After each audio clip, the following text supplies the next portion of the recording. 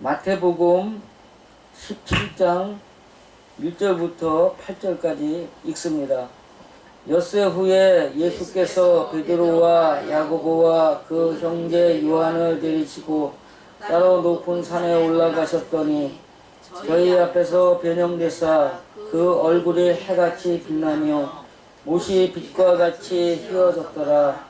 때에 모세와 엘리야가 예수로 더불어 말씀하시는 것이 저희에게 보이거늘 베드로가 예수께 여짜오되 주여 우리가 여기 있는 것이 좋사오니 주께서 만일 원하시면 내가 여기서 초막 셋을 짓되 하나는 주를 위하여 하나는 모세를 위하여 하나는 엘리야를 위하여 하리이다.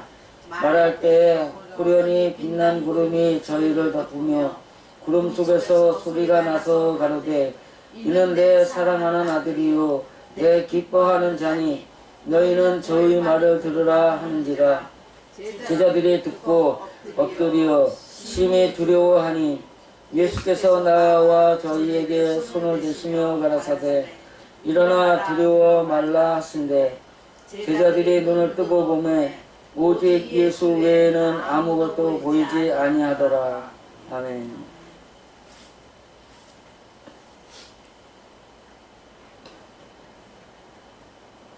부활절 기념일이 되면은 이제 그 사순절이라고 해가지고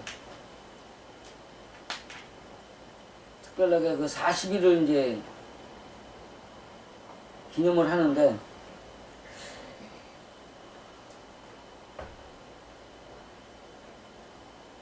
며칠 전에 그 친한 이대영 교수가 페이스북 그 메시지의 창에다가 변할 변 익힐 익자 그 뜻이 무엇인지 좀 한문의 뜻을 알려주십시오 라고 적어 보냈어요. 그래가지고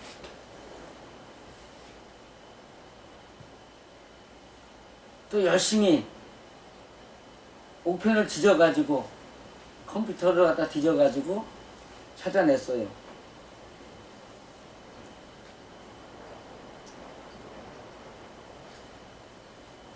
그런데 보니까는 거기에 구월절, 그 다음에 벨화, 재앙제, 그 다음에 천곤성형, 사상 이런 뜻이 있는 거예요. 이게 뭐냐 하면 전자가 권위나 위상, 명예의 자리를 옮기기 위해서 부르다. 그러니까 변화의 목적이 사람들 앞에 보여지는 명예나 위상의 높아짐을 위해서 바뀌어 가다요. 그 다음에 벨화 이랬는데 여기에 재리, 천곤성형 했는데 재리라는 것이 고난이라는 뜻인데 환난의 목적이 하늘과 꿰어져 하나가 되어 있는 모양이 되기 위한 것이다. 고난이. 그 다음에 사상이라는 거 있는데 이거 죽을 사자, 상복 입을 상자예요. 그래서 상복을 입었다는 것은 그 사람이 뭘 당했다는 거예요? 상을 당했다는 거죠. 그러니까 몸뚱아리가 상을 입은 모양을 보이려면 뭐가 죽었어야 돼? 영이 죽었다. 그래가지고 이것들이 변화될 변자의 뜻이 뭐냐면 내가 죽는다라는 거예요. 죽는다. 그 위상이 변화가 됐는데 사람 앞에서 떠들고 자랑하고 흉보고 뭐하고 하던 그것이 죽었다라는 것을 갖다가 보여주는 것이 변화하는 것의 목적이다. 이 얘기를 하는 거예요. 그 다음에 날개 입자가 있는데 익힐 입자가 있는데 이것이 날개 입자 밑에다가 흰 백자가 붙어 있어요. 그런데 이것을 숫자로 셀 때는 백자도 있지만 그냥 일반적인 얘기를 할 때는 말책직을 가지고서 두들겨 팬 입자예요. 맥자예요, 맥. 그 맥이라고 읽는단 말이에요. 근데 이것이 뜻 자체가 목적이 모두 하나 되는 화합을 목적으로 자신을 흔드는 바람과 하나 되기 위해서 날갯짓을 한다.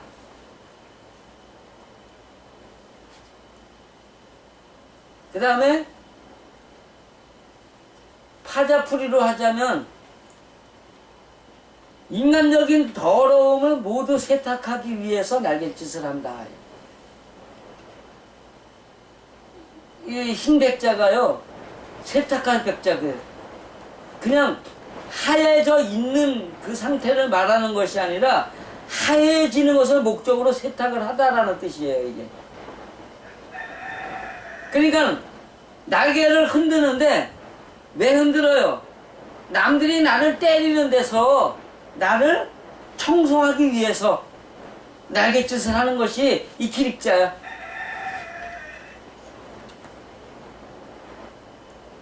이거를 쭉 생각을 하다가 이번에 설교 간단하다. 변화 상상 얘기 한번 하자. 숫자예요. 한문 숫자에 6이라는 숫자예요. 컴퓨터요. 그 한글을 쳐놓고 한글을 해놓고요. 워드에서 그 6을 쳐보세요. 죽이다 써있어. 죽이다. 죽는 날은 몇째 날? 6째 날. 자, 그러면 맞나 틀리나 한번 봅시다. 6째 후에 예수께서 베드로와 야고보와 이렇게 나와요. 근데 6째 후에라는 이 후가 메타라고 해가지고, 메트가 후가 아니라 가운데 핵심에, 그러니까는 6째 날에 이래야 돼. 6째 후에가 아니라 6째 후가 아니라 6세가 되는 날에 6째 날에 이러는 거예요. 그 다음에 변형되다가 메타 고. 자, 가운데가 메타였어요. 메타 고요. 그러면 변형이 되다가 어디로 가는 거예요? 중심으로 가는 거예요. 그 메타 데시스는 승천하여 변화하다. 그러면 메타라는 말이 어디로 가는 거예요? 중심으로 가는데 마음의 천국지로 가는 것이 메타다, 이 얘기를 하는 거예요. 그런데 그날이 며칠이요? 6일이란 말이에요. 한문에 6일에 죽이다가 있다 그랬죠? 그 6일에 죽이는 그 모습이 5일이 음양중수 오야. 오자가 음양중수 해가지고 마음에 있는 음과 양에서 음에다가 양을 비춰서 무엇으로 만들어가는 거예요? 양으로 만들어가는 거다. 한문으로 얘기하니까 그렇지, 우리 성경적인 이야기는 어두움과 빛을 갖다 놓고 어두움에다가 빛을 비춰가지고 어두움을 빛으로 만들어가는 과정이 오단 말이에요. 성품의 변화다, 이 얘기를 하는 거예요.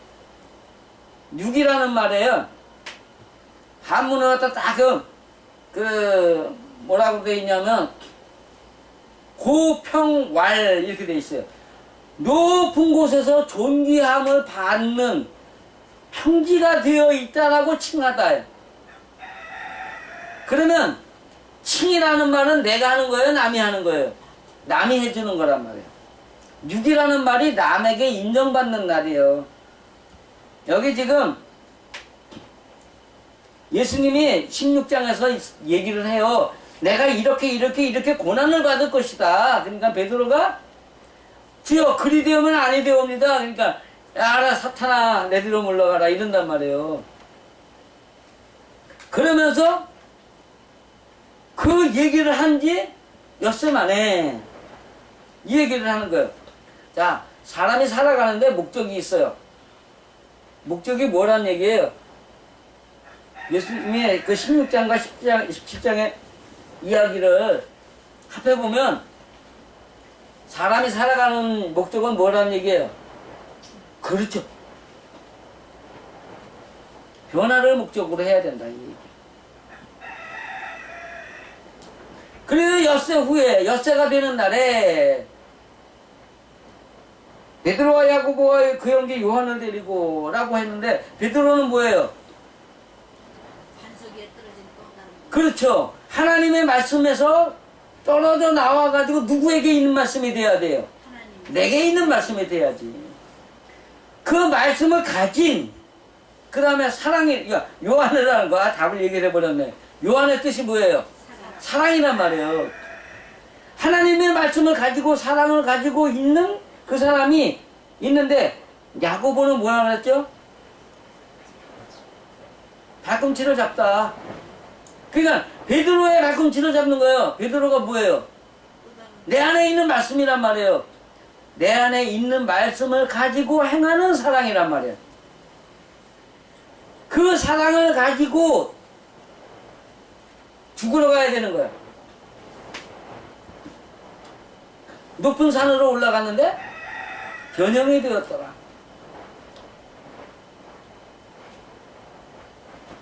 베드로, 야고보, 요한의 이야기가 맞나 틀리나? 요한 서신으로 가보세요. 사랑하는 자요, 사랑을 하고 있는 자요. 내 영혼이 잘된 같이 내가 범사가 잘되고. 하나님의 말씀은 무엇을 요구하셔요? 사랑을 요구하시는데 그 사랑의 핵심이 뭐냐면 가인과 같이 남 죽이지 말고. 그죠? 가인은 뭐예요? 말로 남을 죽이는 사람이란 뜻이에요. 말로 남을 죽이는 사람. 문제의 끝에서 뭐뭐의 끝? 창. 문제의 끝에서 남에게 창을 들이대는 자. 그러면 그것이 말로 죽이는 건가 아닌가 한번 창에 대해서 설명을 해보죠. 한문 창 과자가 있어요. 하늘에 있는 한일자를 빼고 나면은 뭐냐면은 기압이 부자할 때 쓰는 그 위에 걸 빼고 아래 거란 말이에요. X자. 우리가 보통 이제 그 말하자면 X자 가위표가 있는데 오른쪽에 있는 오른쪽으로 삐치는 가위표가 그쪽에서부터 이렇게 내려가는 가위표가 하늘로 올라가. 그래놓고 그것이 하늘 꼭대기에 있는 걸로 나타난단 말이에요. 그거 점을 찍어. 오른쪽으로 내려가는 것이 그 뜻이 뭐라 그랬죠? 우인지 돌 해가지고 그것이 자기의 지식을 갖다가 남에게 던져주는 거예요. 창이란 뭐다? 자기의 지식으로 남을 가리키는 것이 창이라 이 얘기하는 거예요. 한문이나 성경이나 내용은 똑같다. 가인이 되지 않는 것이 사랑이다. 우리 아버지 일가 친척들 누구 만나기만 하면 덕담을 하시죠. 많이 하셨죠. 근데 거기에 그게 지식이에요? 행동을 바꾸라고 행동을 몸으로 보여주는 거예요. 지식으로 입으로 하는 거란 말이에요. 한문으로나 하나님의 말씀으로나 보면은 그것이 지금 뭘 던져준 거예요? 예, 창을 던진 거예요. 창. 남에게 가르친 지식이요. 남을 찌르는 창으로 찔렀단 말이에요. 아버지가.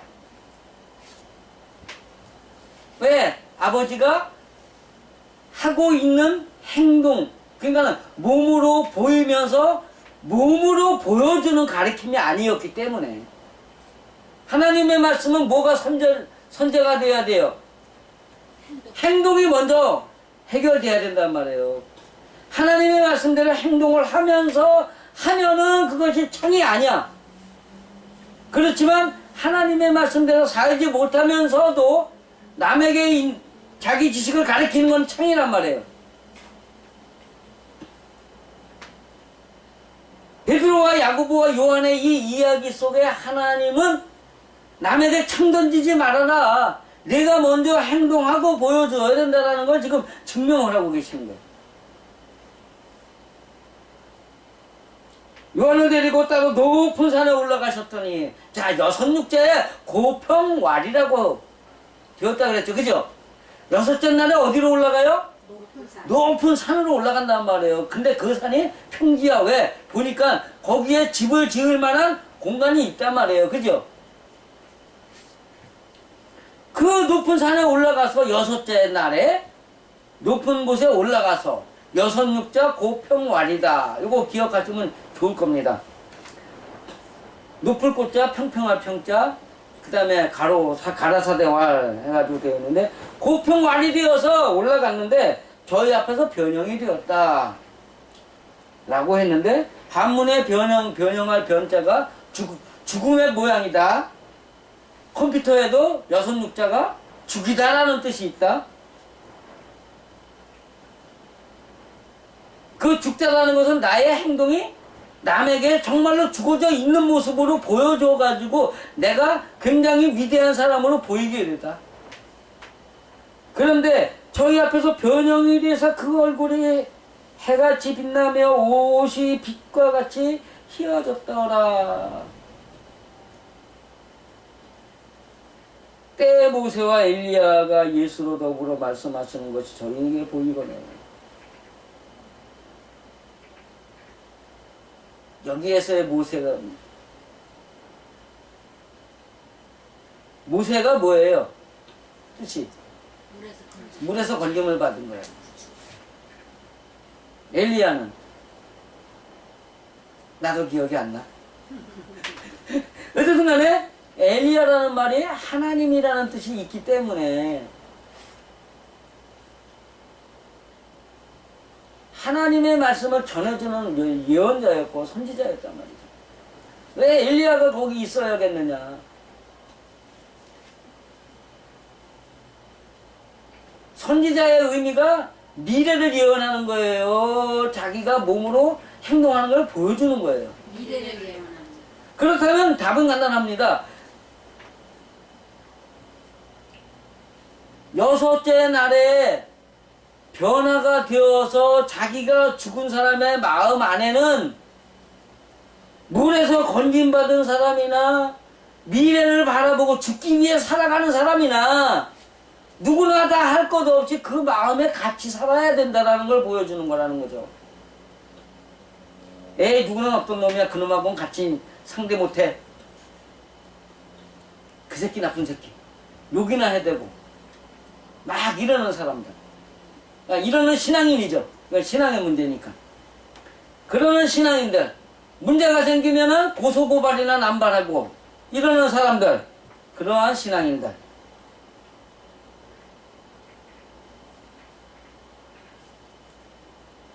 그 사람들이 죽은 사람들이에요? 죽지 않은 사람들이에요? 죽지 않은 사람. 그 사람들이 죽음의 법도 모르는 사람들이에요. 죽음의 법도.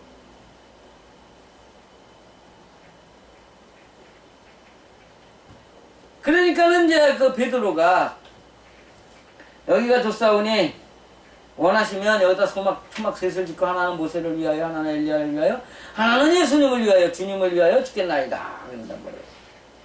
자, 잠깐 생각을 해보시죠. 초막이라는 의미가 뭐예요? 천막이에요? 풀집이에요? 풀집이란 말이에요. 그 좋은 집이에요? 나쁜 집이에요? 나쁜 집. 그 불에 태우면 타는 집. 근데 풀초자를 생각을 해보세요. 풀초자가 우리는 이렇게 열십자 두 개 되어 있는 걸 풀초자라 그러죠. 그거 풀초자 아니에요. 20입자예요. 20. 자, 십자가가 있어요. 십자가는 우리가 가야 할 목적이에요. 그죠? 근데 십자가의 목적이 나 하나로 끝나는 거예요? 남을 또 살리기 위한 사명을 받는 거예요. 남을 살리기 위한 사명. 그러면 이 십자가는요, 12개야. 그러면 나 하나 살리는 거예요. 나 하나 때문에 또 다른 사람을 살려놓는 거예요. 나 하나 그게 20입자예요. 20입자 밑에 가로 할자가 있고 그 밑에 열십자가 있어요. 밑바탕에다가 자기 성품에 열십이 되어 있는 상태에서 말을 하는 거예요. 무엇을 목적으로? 스물이 되기 위한 목적을 갖는 거예요. 히브리어의 풀초자가 뭐예요? 미래를 희망하는 거예요. 목적이 있는 거예요. 목적이 있는 삶이란 말이에요. 풀초자가. 그래서 씨 맺는 풀이요. 씨 맺는 풀. 열매 맺는 풀이라는 것은 내 거예요? 남의 거예요? 열매 맺는 나무는 내 거예요. 내가 막 두들겨 패는 거. 결론은. 근데 열매 맺는 나무가 되지 못해서 나무만 있어. 그러면 그 나무는 뭐예요? 나를 패는 거란 말이에요. 근데 풀이라는 건 뭐예요? 미래의 목적인데 결론이 남을 위해서 살아가야 된다는 거예요. 그렇기 때문에 우리는 그 풀초자라고 읽는데 풀초자의 약자로 쓰는 그 열십자 2개를 풀초자로 읽으면 안 되고 20입자로 읽어야 됩니다.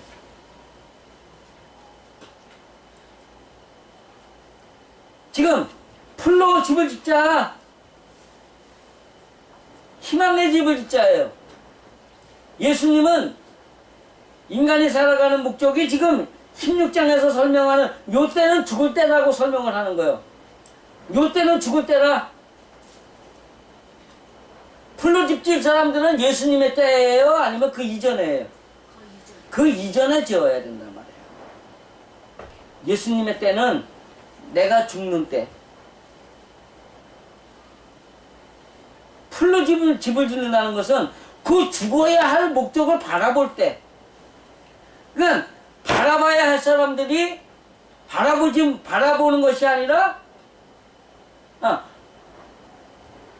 죽음에 올라온 사람들이 바라볼 신앙으로 거꾸로 내려간다는 건 말이 안 되는 거죠. 그죠? 그 사람들에게 가르쳐야 된다는 건 맞지만 그 사람들 하고 있는 죽음의 때에 올라와서 죽은 사람들이 있다라는 건 말이 안 된다. 그러니까 이제 거기서 그럴 때 하나님이 거기서 말씀하시는 거예요. 이는 내 사랑하는 아들이요 내 기뻐하는 자니 너희는 그의 말을 들을지어다. 이 말을 언제 하셨어요? 이때 말고 요한에게 세례를 받으실 때 예수의 세례는 성령 세례였다라는 건데 성령 세례는 남을 가르치러 가는 사람에게 내리는 거라 그랬어요? 아무나 받는 거라 그랬어요? 남을 가르치러 가는 사람에게 주어지는 것이 성령 세례예요. 그 이전에 받는 세례는 물 세례. 물 세례는 하나님의 사상은 이런 것이니까 나는 그 하나님의 사상 앞에 내가 굴복하나이다 라는 뜻이고, 성령 세례는 내가 이제 하나님의 말씀대로 남을 위해서 살아가겠습니다. 이 고백이란 말이에요. 그 고백 안에는 세례라는 의미가 회개라는 뜻을 가지고 있기 때문에 내가 남들을 위해 살지 못했음을 하나님 앞에 고백하나이다. 나를 용서하여 주옵시고 내가 이제 그 남을 위한 구원 사역에 합당하도록 나를 만들어 주옵소서라는 고백이라는 거죠.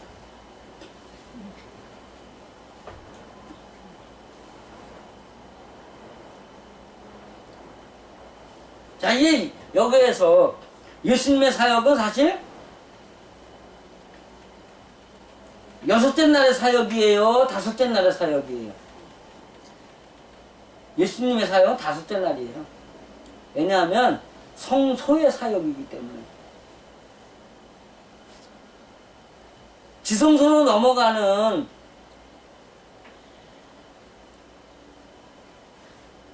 죽음 이후의 사역이 아니라 예수의 사역은 5째 날, 히브리서도 12장으로 얘기를 하고 있는 거고요. 요한복음 6장에도 예수의 사역은 나는 영을 위한 생명의 떡이요, 양식이요, 음료요, 뭐 이렇게 나오잖아요. 그 생명을 주는 사역이기 때문에 다섯째 날의 사역이란 말이에요. 그러면서 여섯째 날을 갖다가 이제 예언을 하는 거예요. 지금 보여주는 거. 예수의 마지막은 뭘로 가야 돼요? 죽음으로 가야 된단 말이에요. 죽은 다음에 부활은 저절로 와요? 그냥 와요? 저절로 오는 거예요.